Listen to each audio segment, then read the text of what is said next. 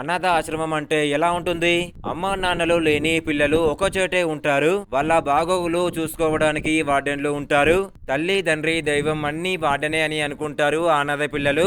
కానీ అదే వార్డెను దయ్యమైతే వాళ్ళ పాలిట శాపమైతే ఏకంగా వాళ్ళను బలిచ్చే ఆలోచనలో ఉంటే పాత అనాథాశ్రమంలో మరణించిన వారి ఆత్మలు ఇంకా తిరుగుతున్నట్టు ఉండే భయంకరమైన వాతావరణంలో నడిచే సినిమానే ఈ రోజు మన మూవీ సజెషన్. ఒక చిన్న తప్పు 20 ఏళ్ల తర్వాత భయంకరమైన ప్రతీకారంగా మారుతుంది.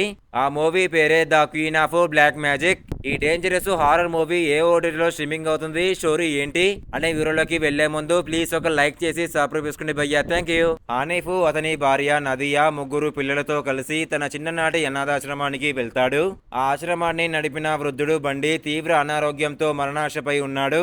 హనీఫ్ చిన్నప్పటి స్నేహితులు ఆంటో జేఫ్రీ కూడా తమ కుటుంబాలతో అక్కడికి వస్తారు. 20 ఏళ్ల తర్వాత అందరూ కలుసుకున్నందుకు మొదట్లో సంతోషం, గత జ్ఞాపకాలు, నవ్వులు అంతా బాగానే ఉంటుంది. కానీ రాత్రి పడగానే ఆ ఆశ్రమం భయంకరమైన స్థలంగా మారిపోతుంది. అక్కడ ఒక్కొక్కరికి అక్కడ ఎదురయ్యే భయంకరమైన సంఘటనలతో వణుకు పుడుతుంది. వింత శబ్దాలు, నీడలు, అకస్మాత్తుగా కనిపించే భయంకరమైన దృశ్యాలు, శరీరాల్లో పురుగులు తిరగడం, చర్మం చీలడం, స్వయంగా తమని తాము గాయపరుచుకోవడం లాంటి extreme body horror scenes cinema అంతా ఉంటాయి. నదియా క్రమంగా ఈ భయానక సంఘటనల వెనుక చేతబడి ఉందని గ్రహిస్తుంది. గతంలో అనాథాశ్రమంలో జరిగిన ఓ ఘోరమైన సంఘటన బయటపడుతుంది. గతంలో అక్కడ ఉన్న అనాథ అమ్మాయి మీరాను హనీఫ్ అతని స్నేహితులు కేర్ టేకర్లు కలిసి అత్యంత క్రూరంగా హింసించి చంపేశారు.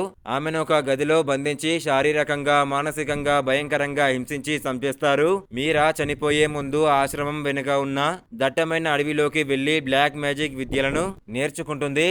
చనిపోయిన తర్వాత ఆమె the queen of black magic గా అవతరిస్తుంది.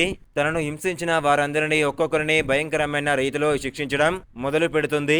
ఆమె ప్రతీకారం చాలా క్రూరంగా ఉంటుంది.